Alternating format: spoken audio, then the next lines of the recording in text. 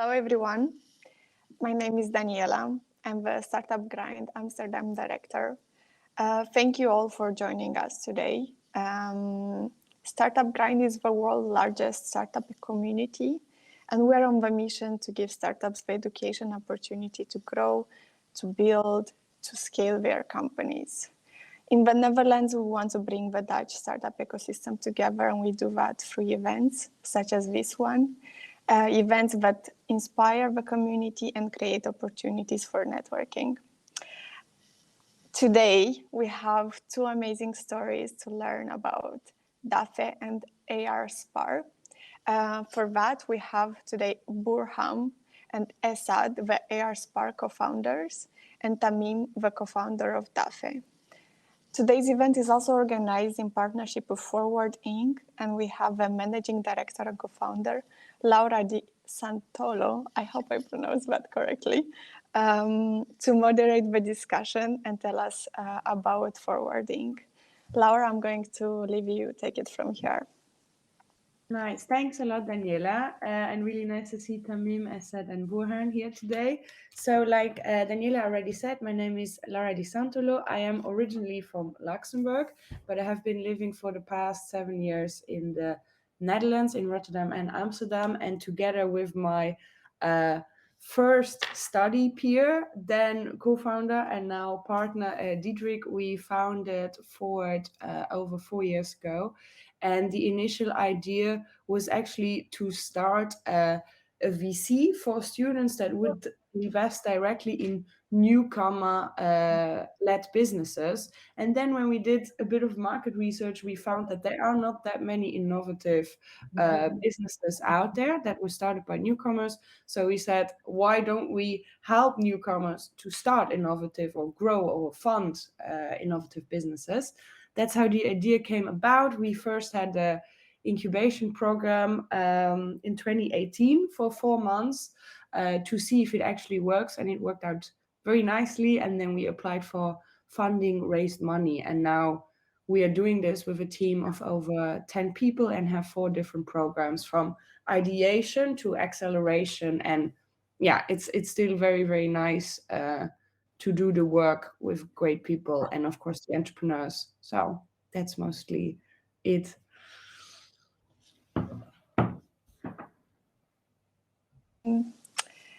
I would also like to ask the speakers introduce themselves, tell us a little bit about your experience, what you are doing currently. Tell us how you would like to be introduced. Yeah, so I will start from here. Yeah, Tamim, I'm originally from Syria. I moved to Netherlands 2019. And now I'm working as a commercial officer at Daffee. I'm mainly responsible for everything regarding operation, part of supply chain, and production, of course, and part of also customer care and building customer satisfaction. I have my bachelor degree in business administration, and mainly I came from a human resource background. And when I moved to Netherlands, I start with my wife and partner, business partner, to build our own lovely baby startup. And now we have a new baby. So I moved from single and then a couple business or not family business. Now it's being family business after the baby. Thank you, Tamim. Can we go to Burhan and Esad? Thank you. Go ahead. And also, Laura, I actually didn't know that you partner with Diederik. Congratulations! Like, if it's something new, like that we missed. No, it's for 3 years. Then we are just so bad in that to just focus on this kind of things. Anyways, you guys didn't engage, I think. No, Ray. Cool. Like about us, Burhan, and I'm 23 years old, and I think since 6 years I'm living in Netherlands. originally from Turkey, but I'm half Greek, half Turkish. And we started the company 2 years ago with student loan. And then I actually also dropped out with school. I was studying architecture. Was definitely not something that I'm looking into. And then we just started the ARspar. I founded it by myself, found the first customer in the really early days. And with that founding, let's say, from the customer, we also developed the products and bring today. And Esat also joined around 9 months ago. Um, Esat, please jump into that and also introduce yourself.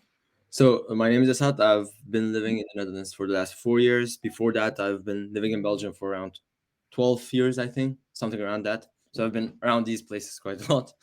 And I have a background in finance. I'm currently finalizing my master's. I have 7 weeks left, something like that. And I joined Burhan around 8, 9 months ago. Sorry, my cat is jumping out. But yeah, I joined Burhan around 8, 9 each other for how many years, Burhan? 6, 7, something like that. We've known each other for a long time. Maybe more, like maybe 9, something like that. No? Be more, yeah. We've known each other for a long time, and I was working at the bank back then, and he gave me a call about this idea, and I jumped in with him around 8 months ago. And now, in the last 2 months, we also founded our secondary company, which is based around similar things. We're also doing 3D and AR creation, but the customer base is now different. So before we were serving e-commerce brands, now we're working with more blockchain companies and games. So we're also tapping into that recently. So that's kind of the general summary. Thank you for the introductions. Laura, do you want to take it from here? Since you know very well the entrepreneurs, you worked together, so we can walk through their stories. Yeah, thanks, Anita. So, what I thought would be fun to actually start with, also given Burhan's astonishment that Diedrich and I actually are also a couple. So, Tamim, you and Rahaf, you are also a couple and working together. And Exactly. Isat and Burhan, you guys are really close friends and started to work together. I think it would be nice to talk a bit about what are the pros and cons to have a co-founder that you're so close to, be it your life partner or a really good friend. And maybe we can start with Tamim. Yeah, I met Rahaf online, and since we start talking about our futures, Rahaf already had this idea since long time ago, and to create something with the wasted dead seed. And we start discussing what we can do and invest in this idea in the future. And then when we move to the safe space here in the Netherlands, we start write our plans for the future in the Netherlands, and one of the plans to open our own business. And suddenly we just saw an ad for Forward Incubator for the second cohort. They already start announcing for registration, and we submit our application. And after like 2 days, we received a message from the program director, and that we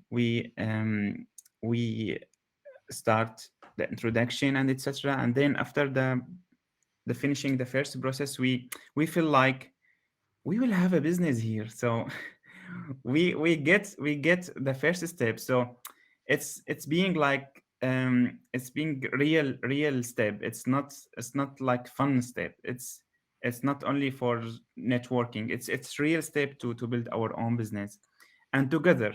So then we feel like, are we fine to work together? Because working together, it means everything together, like living together and working together, but you cannot separate it. Never. Maybe 2 hours per day or different activity per day. Yeah, of course. If you see a friends, they are not from your network, or they are far away from your domain. Maybe yeah, you will separate your life.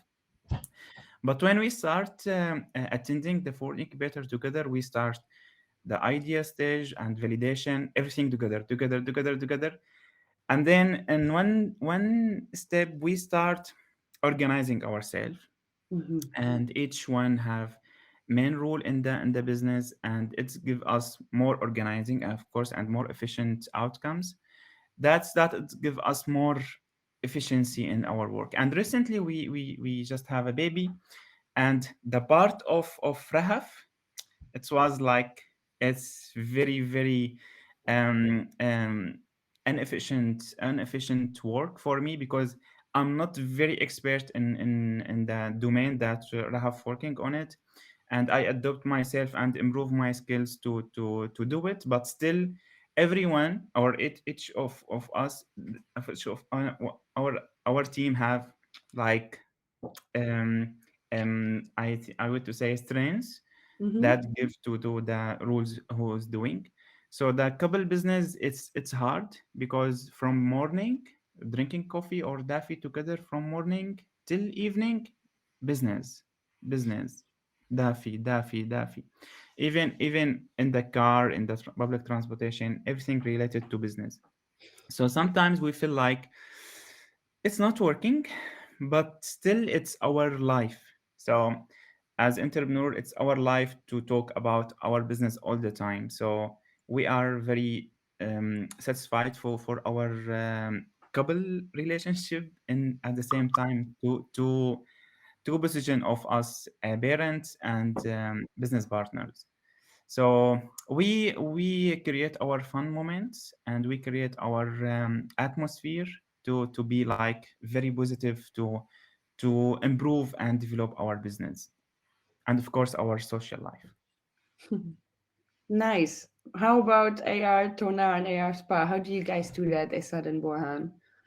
Well, obviously, it's not like Laura or Tamim. It's, it's not that sort of relationship, but it's still close friends. At Artonar, we also have a third co-founder, which is also our friend from the past. So it's sometimes a bit tricky to draw the line between the friendship and the business, but it's good that both Burhan and our third co-founder have a very good, like a very good sense of professionalism, and I really feel that compared to the other experience that I had in the past in the other companies that I work with, and here we can draw that line quite carefully. So when it's business, we talk business. When it's friendship, we talk friendship. So we have a clear distinction between those. And I mean, these days it's mostly business anyway. So we don't have time for anything else. So it's we also don't have to draw that line that much. But in the beginnings, in the first stages, of course, it's a bit more tricky because you're converting a friend that you had into uh, a business partner. And but also, I will give a big kudos to Burhan on that because he is a good professional when it comes to that.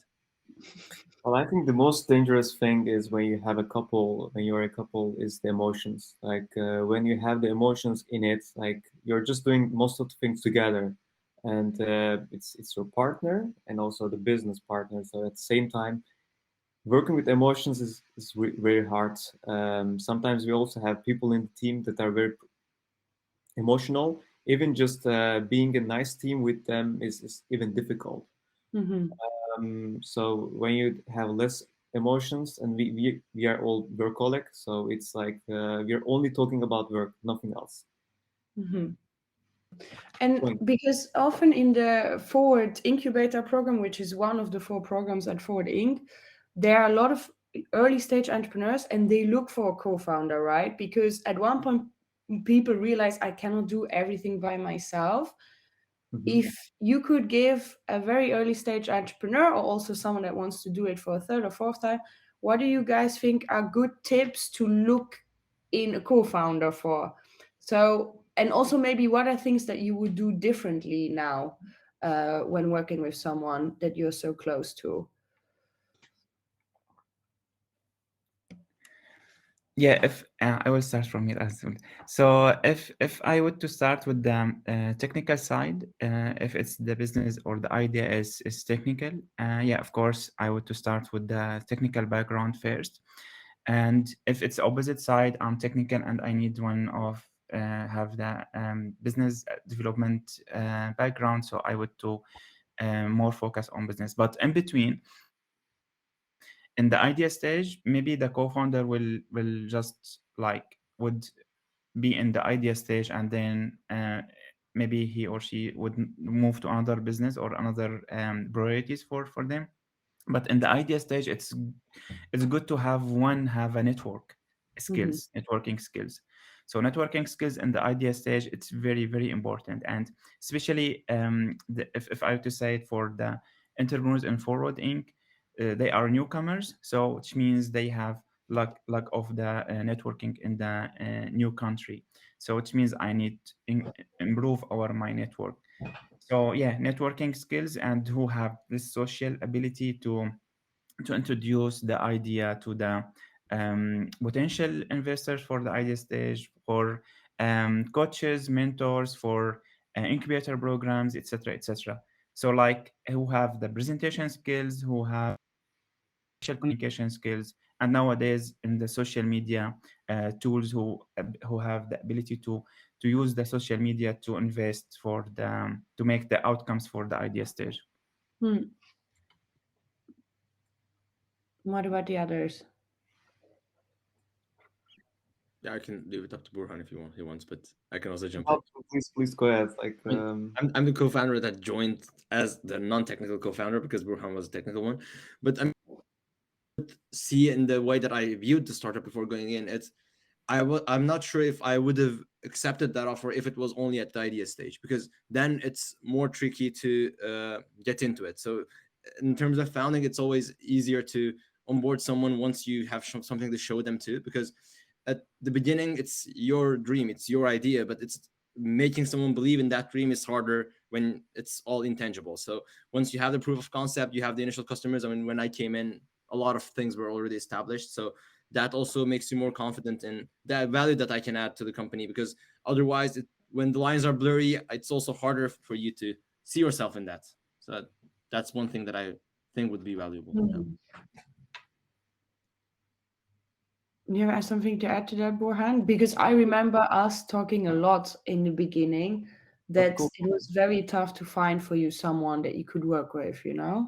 Yeah, I think the most important thing, one of the most important thing, is the motivation of just trying to learn something new. If you start from scratch, like most of the time you learn things and you never did this. Like it was actually our first startup.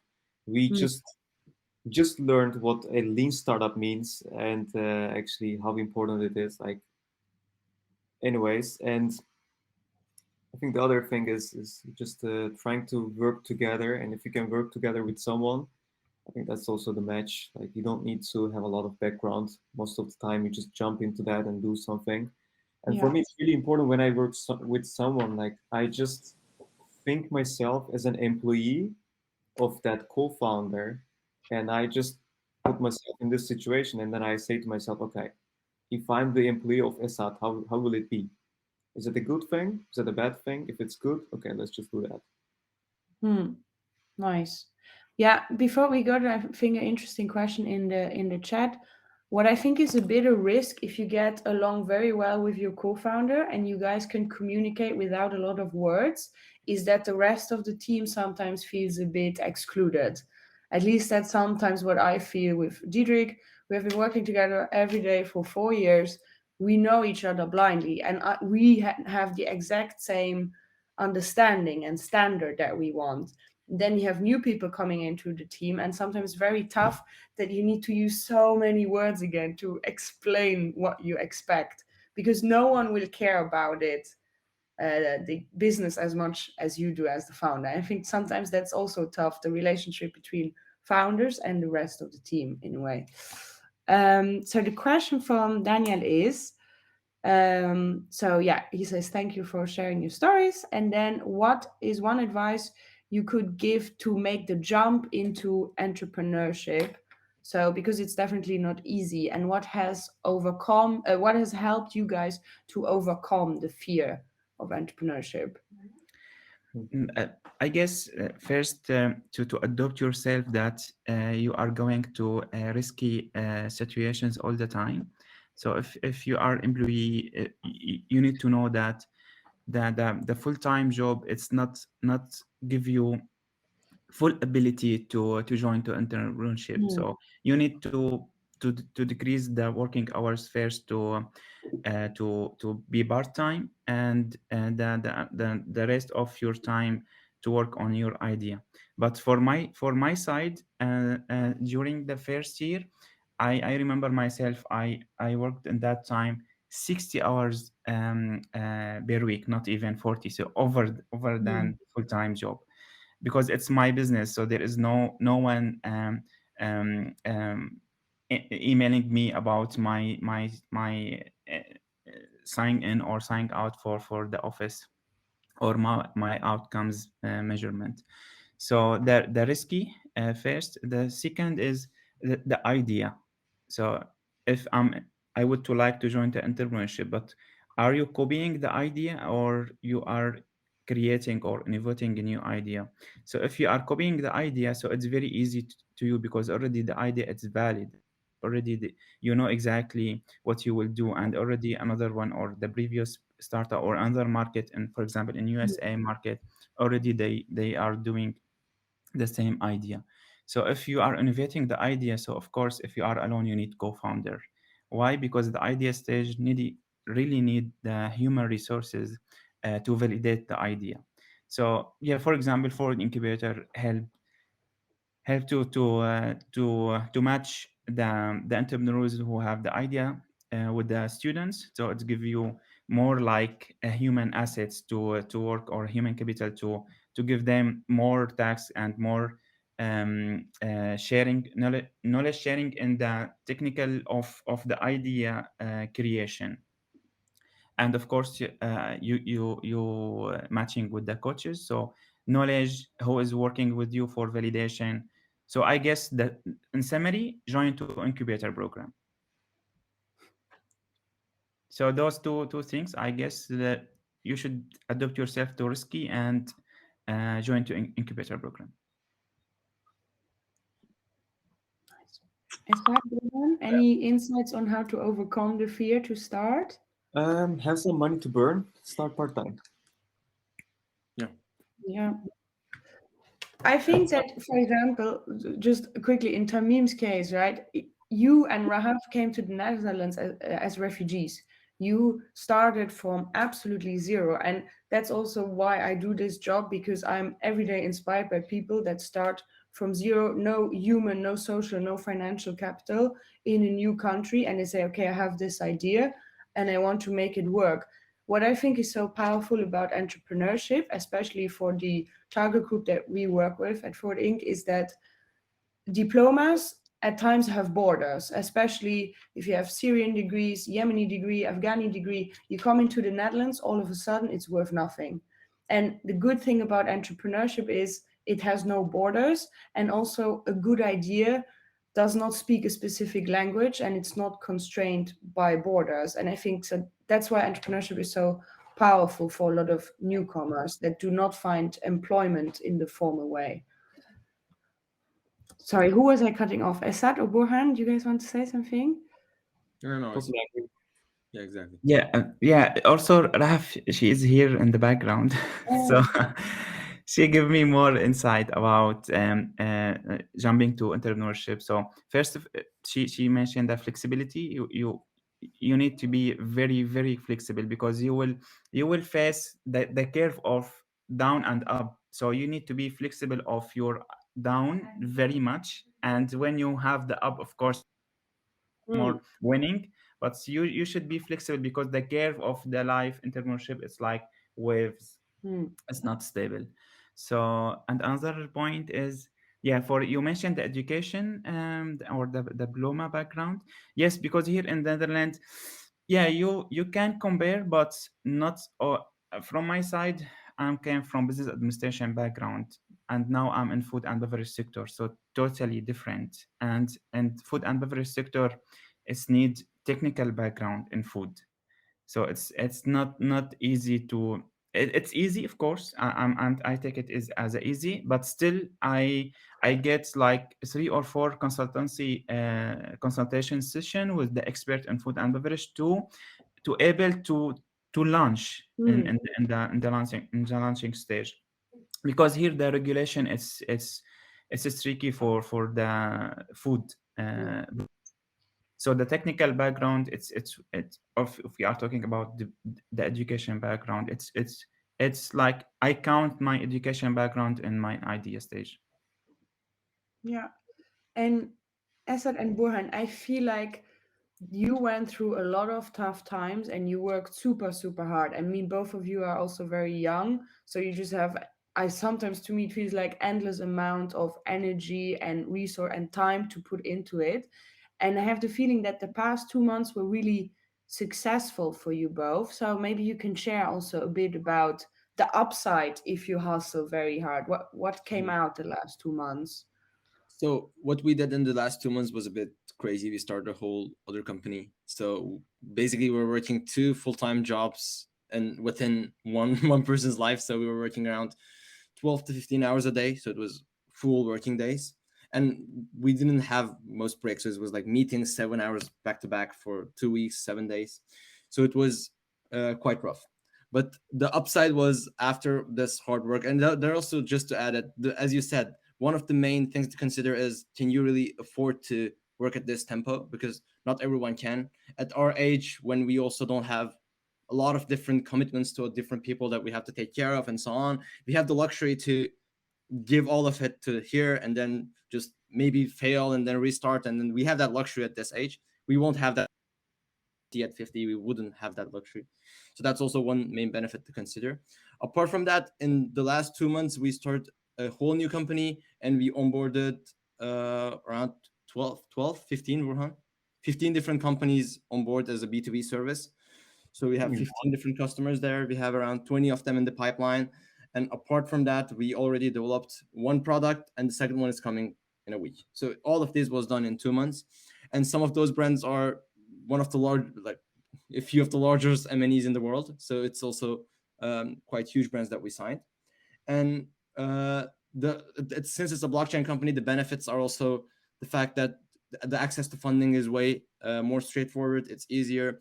Onboarding people in the team is also easier because in this industry, you can give them different incentives than money. So you can have people working full time in exchange for a certain token allocation or part of the company. So that's also the benefits that we have. And that also allowed us to grow the team to around 30 plus people that are fully involved within the company, and around more than 10 of them are full time. So that also gives us the possibility to do so. And doing all of this in 2 months was, yes, quite intense. And still, you are both working full time on the other job? Yes, I'm also doing my master's on the side, but my master's is part time. It takes me 4 to 8 hours a week. Wow, Apart from great. that, Yeah, well done. And Tamim, of course, Daffee. You can also, I think, you can say again what Daffee is, but it's a more low tech business, right? It's a Yeah, of consumer course. brand. It's a beautiful product and a wonderful brand, but it's more low tech. So, which also means that the growth is sometimes, very slow. Maybe you can share a bit about how it is for you working in FMB and every day going out there and selling the product directly to your end customer. Yeah, of course. So Daffy is the beverage product. It's from upcycled date seed. So when we start launching Daffy, we launched it August 2020, and that time the high level of the corona was in the Netherlands, lockdown and the uncertainty situation. So we really changed all our plans to be adapted to the situation. So first plan was we would to introduce our product to B2B strategy to businesses like shops or cafes, and then the cafes and shops closed, and then we move or we shift the B2C strategy to be first, and then we start with the B2C, and the first channel that for the consumer can buy products, it's online platforms. So we opened or we launched our website. It was like very basic website, and out of mistakes, out of technical issues like SEOs. It's very basic because I don't came from technical background. I don't know how I can develop the website. So we start with the very basic, very small things. It's not perfect, but it's like show the case, show the product, show the everything regarding the features, the product. So and then we start receiving orders, but those orders from our friends and from our network, and we need someone who don't know us to buy from us. And then we figure out the word of mouth marketing, it's work, and it's very very effective tool. So we start receiving orders from people we don't know them, and then we think, okay, now it's start being working, and then we start receiving more orders. So and then we feel like, okay, we are in the right way. But after a while, we start receiving one order from one client. So then the clients, they don't repeat or they don't order again. And then we feel like the product, it's not fit and there is issues. We back to the product, develop some of things with the product, with the design, with the packaging, with the materials and the production process. And then we figure out we need to do more marketing and more building customer satisfaction and connect with our customers. And those tools, it's give us reordering customers, and those clients, they start ordering for their friends to introduce Daffy to their friends. But then after like 1 year, we start receiving repeating customers, which means they are repeating every month and they are buying for the whole month. So the for for our case, I guess the repeating customer, it's more like the best, or the first things we can see as a figures, the how much the conversion rate of repeating customers. Hmm. So And repeating customer is give me more insights about my idea, my business, and how I would to introduce my business for the investment stage. And Tamim, if you can dream big, and I know sometimes it's really tough if you're an entrepreneur and you do the little menial tasks that are so annoying, and you think every day you build a sandcastle, you go to sleep, and the sea takes everything away, and you build it up again. But if you just break out of that and you think a bit about Daffy, big dream. Where should Daffy be in 2 years, in 5 years? What do you want to make out of it? And what do you need in order to get there, as a second step of the question? So we are looking for wholesalers who have the key or the resources to distribute Daffy in whole of the Europe. Mm-hmm. So this the first part of our like part of sales, and the second part to have a company with the 6 figures as a sales Yeah. And monthly, and hopefully. for example, you are now already in some shops, right? You do B2B and B2C. So what do you think that it would take from Duffy so that people can find you at Albert Heijn or Markt Mm. first? Like, what do you need to do on Duffy's side to be ready to go into Albert Heijn?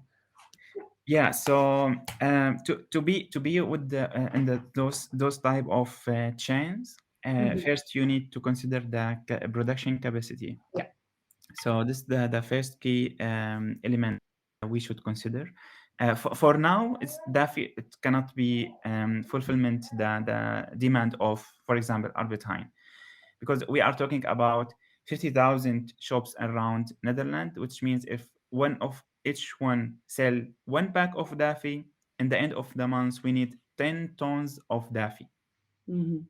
If we are talking about 10 tons, we need a machine capacity about 1 million cost as a facility. So yeah, I would to start sell to Albert Heijn, but for example, my capital, it's not enough Mhm. for introducing my product to those type of a chains. But we are doing something around.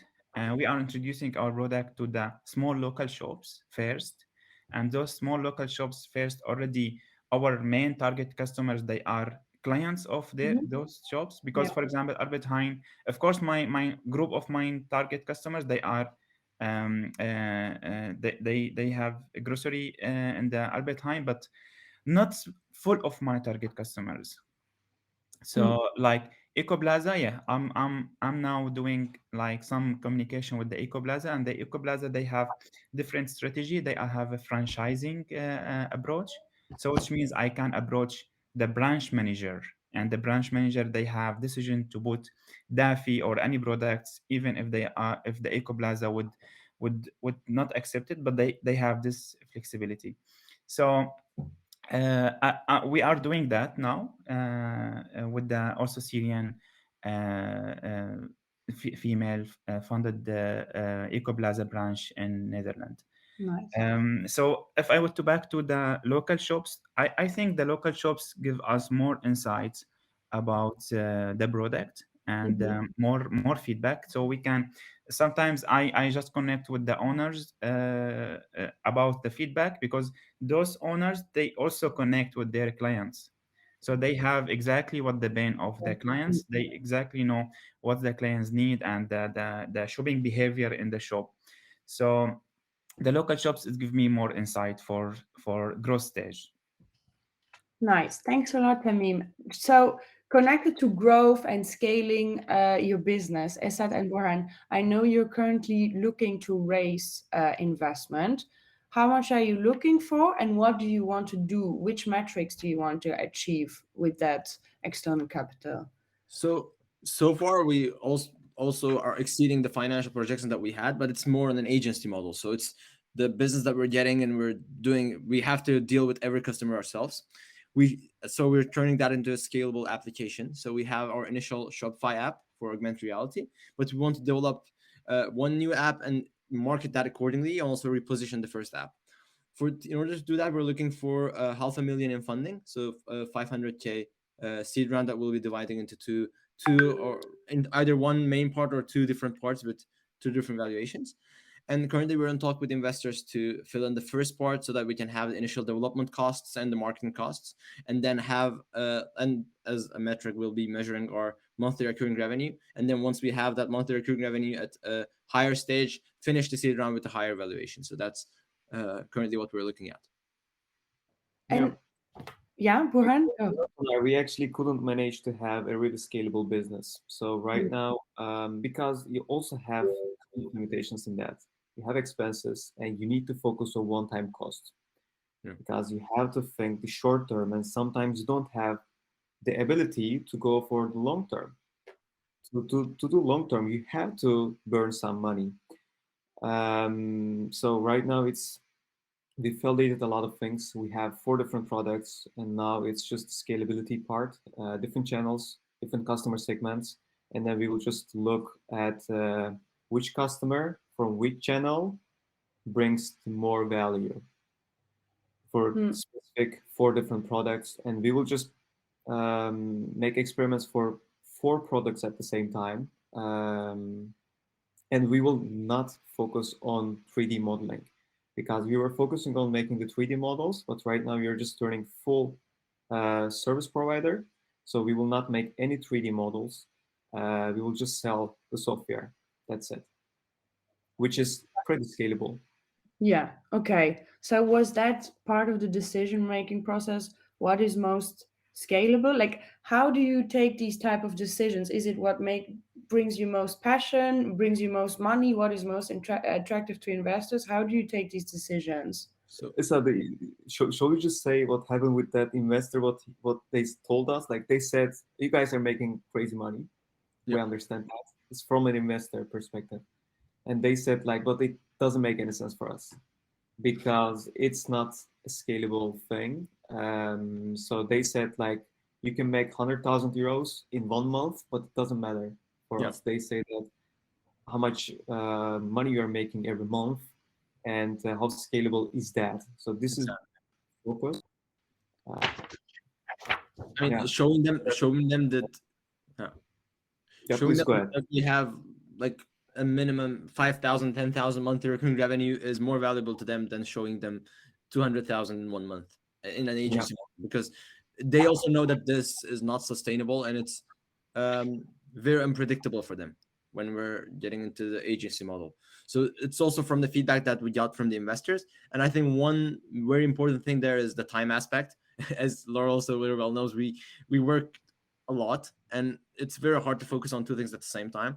So converting ARspar in this case to a more SaaS model in which it's more automated also would give us more time to focus on the secondary company that we have, because we can't be working 15 hours a day for our whole lives. So that's also kind of the motivation that we have in terms of time to be able to focus on both things at the same time.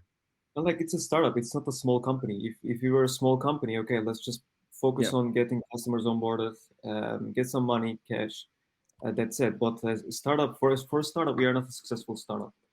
We make money, we have really big customers, but it doesn't make us a startup. Tom has a really nice question. Like, we started the NFT business with actually 140 emails to random NFT companies to validate if they need 3D visualizations. And we got 40% conversion rate, conversion to meeting. So email to meeting was actually a huge thing. And then we jump into the market and we realized that there is a huge market need, and a lot of NFT companies, even really big brands, corporate brands, doesn't know what an NFT is, what the metaverse is, what you can do, a lot of use cases. And we just used the ARspar's core technology to bring it to ARtonar, and that speed us a lot. We already had the operational background with our partners, so we also could scale the 3D modeling part with our partners through our system. And now we are focusing more on the scalability, trying different channels, and having customers onboarded is pretty easy right now because of the timing. And also, in terms of motivation, it was quite interesting because it was a customer at ARspar that sparked that idea in our head. It was a carpet selling customer that asked us if he would be able to sell the carpet models that we had in quotation marks, the metaverse or these digital spaces. And then we thought to ourselves, I mean, technically it would be possible because it's a 3D model. And then we got into how the technicalities would work out. And then, as Burhan said, we did the initial test and got, well, way more than we expected as a return. So then we started building up the company. We partnered up with a third co-founder that also joined us at ARtonar. And he had his own marketing agency that he's operating full-time. So that also helps us in speeding things up, having people on board, having a whole marketing team that's fully dedicated to the project. So that's also a few of the benefits that we have at ARtonar. I want to take it for a second back to Tamim. So given that Esad and Burhan just said that actually this idea was also driven by customer input, what were one or two things that you learned from your customers that you really took to heart and implemented at Daffee, and they were important to implement? Yeah, maybe I'm very from different sectors. So my clients, because they are consumers, so it's like it's very different from Asad and Burhan discussion. So first, my client asked me to receive a package with the nicely packaging, and they have this smoothly delivery. So first, my clients struggling not from me, from the couriers agencies about delivery. So the first feedback or most of my feedback about delivery time or delivery on time or delivery situation in general. So then if I'm talking about the product as self, yes, my clients they have, because they are consuming Daffee every day, so which means they need to brewing Daffee with the easy way. So they ask me to make Daffee fit in their coffee machines, because Daffee first stage was not fit in all coffee machines. And for example, one of my clients, they have an espresso machine, but they don't have just reusable capsules. So then I need to sell the capsules, stainless steel capsules, and then the Daffee, and then they have ability, or they have option to put Daffee in their Nespresso machine. So the consumer behavior, it's give me a lot of feedback from my existing clients. And the second part of my clients, I have now 4 cafes and restaurants. They have Daffee. So the feedback from my commercial point of my business clients is very different. it's more like sensory feedback, more technical feedback about the roasting ratio, grinding ratio, about grinding and roasting temperature, and the size of packaging. So those type of feedback, it's very different. It's only for businesses. So those feedback, I just collected the feedback monthly, and then back to the product, develop it. If I have ability to develop it right now, I do it right now. If not, I just give my give time to my situation. Because, for example, one of the first feedback was the how I can use Daffy. And in that time, I already printed a lot of labels for the product, so I would not waste all the that I have, because if I waste it, so then I lose the money. But it was my mistake, because I didn't get more feedback from the clients.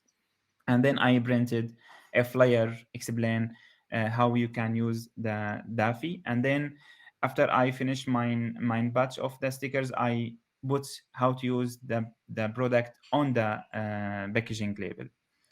So those feedback, it's cost money, of course, and it's give me more like powerful that my clients or my customers give me feedback. That mean they communicate with me. That mean they like me, they like the product, they like the story. So and this is give me or give us like pushing forward to evaluate the company, to start thinking more deep about investment round and increase and make this big step. Nice. Okay, so we slowly, I guess, coming to an Yeah. end. Yeah, we have 10 more minutes. So last chance to drop your question if you have any to the startups. But before we wrap up, I actually wanted to address a question to you guys. Since you are part of the Forward Incubator, I'm also doing community building with Startup Grind and another organization. I wonder what helped you the most when you joined a community, like what was a deal breaker, the support that you received for your company. So we understand, what is actually important in our work and how we can push harder. Maybe Isad, we can start with you. I can leave that up to Burhan because he has more experience with the incubator too. Since Okay. I joined the later stage, Burhan have more I experience. think the most important thing was having the professional support from different advisors in the community. And because they see your progress, they see your company, and they just constantly providing some feedback that's valuable. Because most of the things that we did 1 year ago, if I knew today what I know, I will definitely not do that. So it helps to get some feedback, definitely from the coach, from the people in the community, that you can potentially get some support. As an example, Laura has a great connection in the Netherlands, and she knows a lot of different people in different sectors.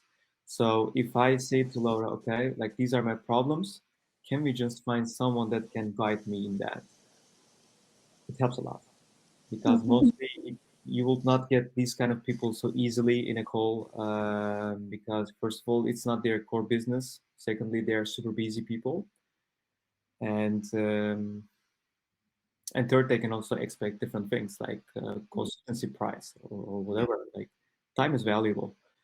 So it helps to have this kind of opportunities in a community like that.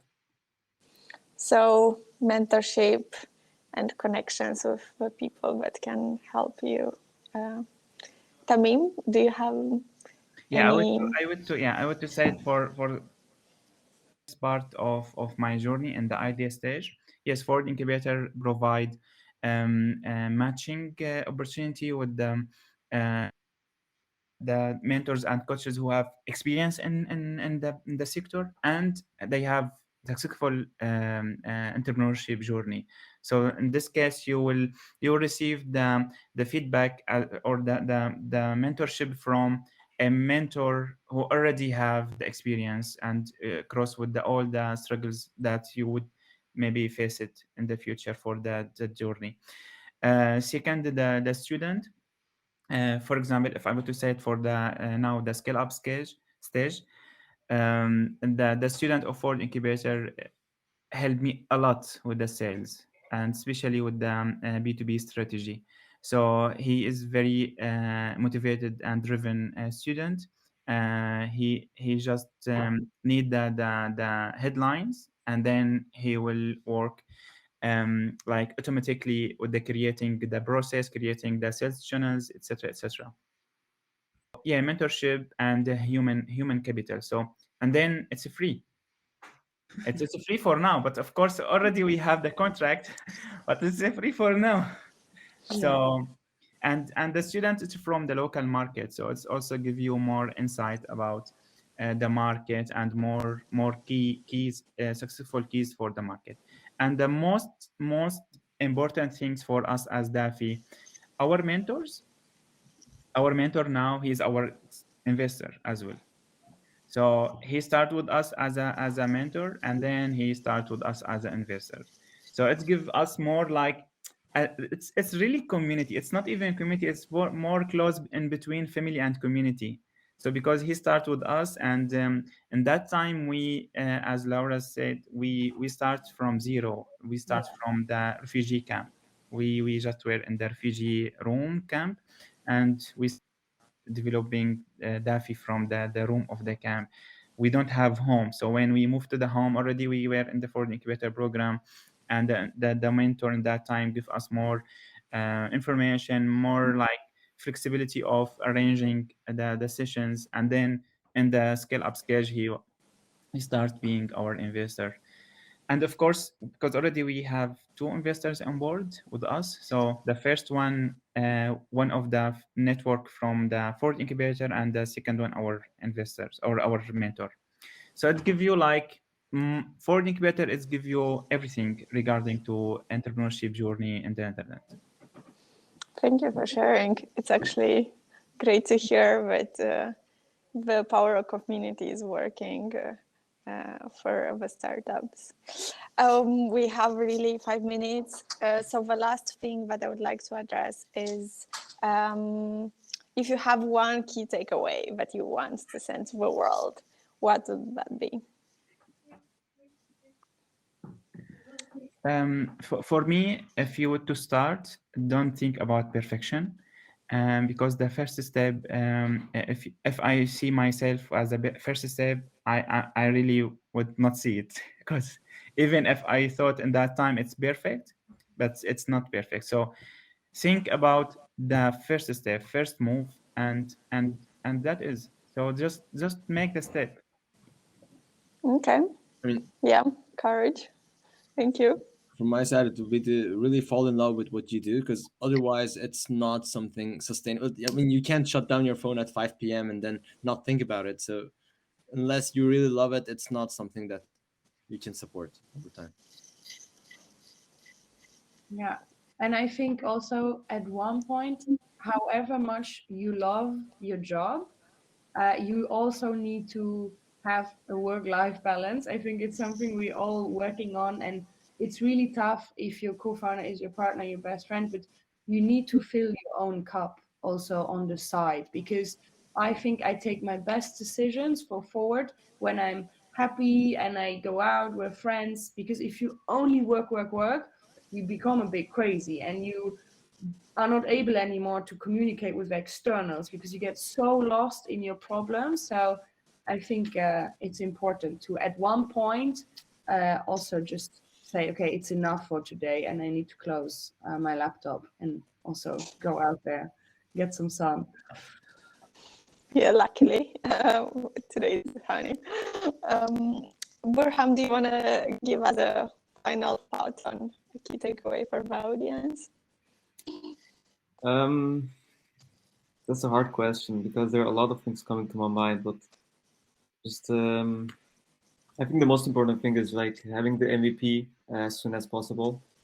Validate ideas. Don't spend a lot of time and money. Validate. Not working. Change the product, and don't fall in love with the product. I think that was also one of the problems that we had. Like most of the time, you lie to yourself that the product is gonna work. Mostly not. Yeah, like and use email. I think emailing is still a really great thing. It's free. Like use it. Like you can just use a lot of different lead generation tools. Like extract a lot of people. Just send them a lot of emails with different domains. Like your domain will just fall in spam. Doesn't matter.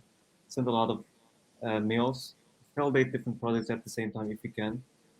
I think that's pretty much it. Okay, thank you so much. I think we are getting close to the end. So thank you so much, Tamim, Asad, Burham, My but pleasure. you also, Laura, for moderating this wonderful panel. It was a pleasure to learn all the stories. And I hope to collaborate with you guys again in the future. For the audience, please stay in touch. We'll be organizing events monthly. So stay tuned as we will announce the next one. Sounds good. Thank you. Thanks Have a for good day. Thank you all. Bye-bye. having me, everyone. Bye. Bye. Bye-bye.